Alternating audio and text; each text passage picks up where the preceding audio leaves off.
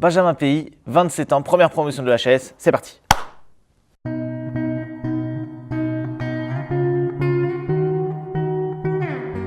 Je sais que moi j'avais fait du théâtre avant, donc j'avais pas forcément envie de retomber dans une école où on t'apprenait vraiment les bases théâtrales. Mais par contre, c'est vrai qu'en rentrant dans l'école, je me suis aperçu qu'il y avait plusieurs petites techniques, plusieurs méthodes dans l'humour, comme la technique des 3 temps, ou juste même indirectement comment s'adresser à un public, ou les transitions aussi, où il y a des fois du contact avec le public, ou même de l'improvisation avec le public. C'est totalement différent, il ne faut pas forcément répondre pareil et être tout le temps figé, en fait, il faut savoir être naturel sur scène. Je n'avais pas forcément l'idée d'intégrer une école d'humour, mais l'intégrer m'a pas fait de mal.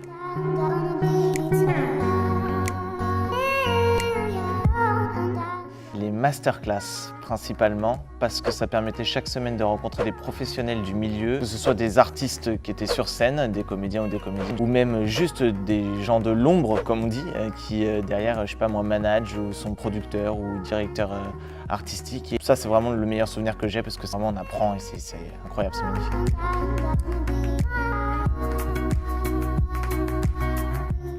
J'ai appris à être patient. À chaque fois, je disais oui, je veux toujours aller plus vite, je veux y arriver rapidement, j'ai pas trop de temps à perdre, je veux qu'il soit efficace tout de suite, le spectacle est construit le plus rapidement possible, je le jouerai plus vite, donc du coup, en fait, j'avais tout le temps cette notion de perte de temps et de vitesse qui était incroyable. On me disait ne pas confondre vitesse et précipitation. Alors au début j'ai fait ouais, vitesse, précipitation, c'est à peu près la même chose, et en fait pas du tout. Ça sert à rien d'aller vite et de se prendre des murs, juste être tranquille, posé, on va à son rythme, il ne faut pas non plus glander toute la sainte journée, mais on se rend compte que des fois poser les choses, ça fait franchement du bien. Parce qu'être tout le temps la tête dans le guidon et juste prendre un sketch et faire ok celui-là ça fait admettons une semaine que je suis dessus, c'est bon, j'arrive plus trop à voir clair, juste le poser 48 heures et revenir et se dire waouh mais en fait j'ai telle vanne que je pourrais faire et puis ça. Ça franchement c'était cool quoi. Non mais attendez, ça c'est la cicatrice qui m'a fait ça. Non mais nowhere. Moi j'en veux pas. C'est moche. J'ai le ventre qui ressemble à un vieux drap tout froissé. Je m'en fous, j'appelle mon avocat. Mais madame, il vous a quand même sauvé la vie. Et alors, son boulot, non? J'ai découvert c'est que l'humour est tout de même à part entière au théâtre. Une façon aussi d'envoyer les vannes qui est hyper importante. Plein de petites choses, plein de petites subtilités comme ça qui permettent d'avancer et de se dire ah ouais ok d'accord. Mais on apprend aussi à comment démarcher auprès des théâtres. Les types de contrats, comment ça peut se passer avec un producteur par exemple ou des contrats de manager, vraiment on en apprend ici. Ils avaient tous leur plume, leur façon de transmettre leur métier, leur passion, des domaines totalement différents. Philippe Davila par exemple, qui lui avait fait beaucoup de comédie musicale. Du coup il y avait le chant certes en plus de ce qu'il y avait de théâtral. Et Véronique Barrault qui elle est comédienne. Silence on tourne, le spectacle qu'elle avait actuellement et qu'elle a toujours. Marcel Philippot, une paix à son âme, mais qui lui avait fait des publicités, des choses comme ça, même du théâtre aussi, des comédies. Toute leur diversité permettait vraiment d'apprendre autant sur eux et leur façon dont ça les a construits indirectement dans le métier, mais aussi ça te permet d'apprendre ce que le métier est. Ce qui est bien aussi, c'est que chaque prof que tu vois, tu as des sketchs différents. Donc du coup, ça te permet de bosser plein de matières, plein de choses et t'avances. Et en fait, ça me faisait tout le temps du travail récurrent. Ça m'a fixé une deadline chaque semaine. Tiens les gars.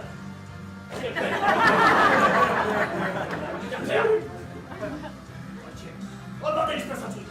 Putain, on est en train de la faire. Benjamin, défibrillateur, oxygène, adrénaline. Ok les gars, on va passer le massage cardiaque. Voilà, ramener cette paire de famille, c'est parti.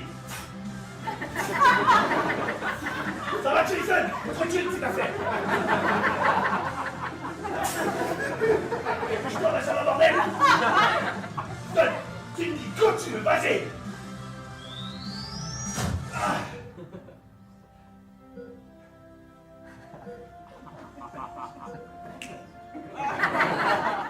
Les profs te disaient ok bah, tu bosses ton sketch et du coup la semaine prochaine ou dans 2 jours je veux le revoir, évoluer, avancer avec des nouvelles idées, des nouvelles vannes. Tu étais tout le temps un peu la tête dans le guidon.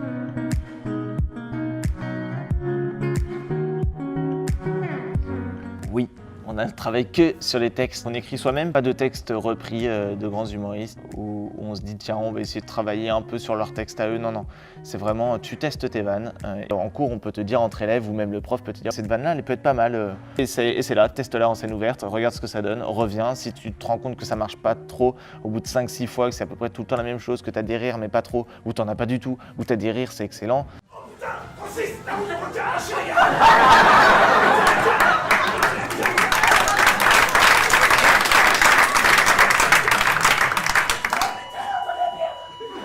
J'ai un défibrillateur, on en a besoin. Ça va aller, madame, ça va aller. Quand tu vas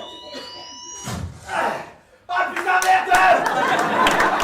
À partir de là, tu évalues, puis tu retravailles ton texte. Et puis, ce qui est bien aussi, c'est que ça te crée ton sketch à toi.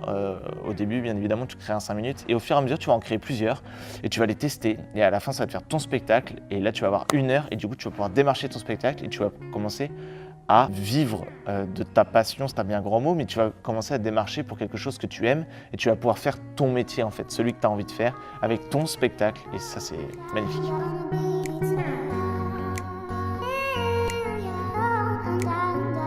En arrivant sur Paris, je connaissais personne. Intégrer l'école, ça m'a permis certes d'apprendre des choses sur le métier d'humoriste et sur l'humour en général. Ça m'a surtout aussi permis de rencontrer des gens du milieu, des comédiens, des comédiennes, des personnes que tu rencontres déjà dans ton école à toi, qui eux te disent « bah moi j'ai fait ça avant là-bas à tel endroit, j'ai fait telle scène ouverte, si tu veux je t'accompagne, on y va ». Tu vas avec eux, puis tu rencontres d'autres personnes, puis après tu t'inscris à des petits concours. Ça m'a ouvert des portes et des relations incroyables et honnêtement sans ça, je sais pas. Je pense que je tournerais en fait de scène ouverte en scène ouverte sans trop me lancer dans mon spectacle.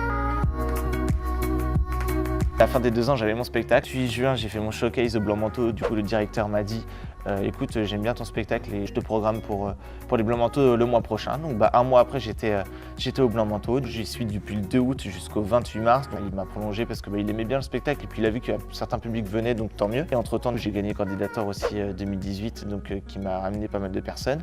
Et c'est par là que j'ai rencontré aussi les gérants du théâtre de la Comédie des Trois Bornes parce qu'ils ont pu voir mon évolution à travers ça. Ils m'ont proposé de jouer à partir de mai. Du coup, je vais avoir les vendredis soirs à 21h30 en mai.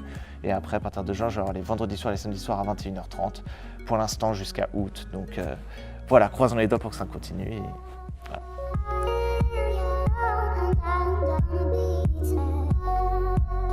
Oh oui, ça m'a fait gagner du temps sur la construction de mon spectacle. Et je pense que sans ça, j'aurais eu grandement la flemme par moment. On va pas se mentir. J'aurais peut-être eu la flemme de le faire si j'avais été tout seul, si j'avais pas été dans un rythme comme ça.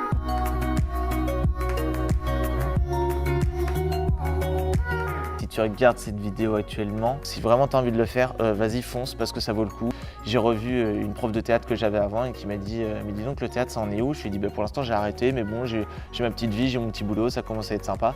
Et elle m'a dit mais dans 20 ans tu auras 45 ans, est-ce que tu as vraiment envie de dire à tes futurs enfants papa il a voulu devenir comédien mais il n'est jamais devenu parce qu'il a jamais eu les couilles de bouger son cul. Et j'ai tout plaqué du jour au lendemain et en fait je ne regrette pas du tout parce que sinon je pense que je serais toujours chez moi.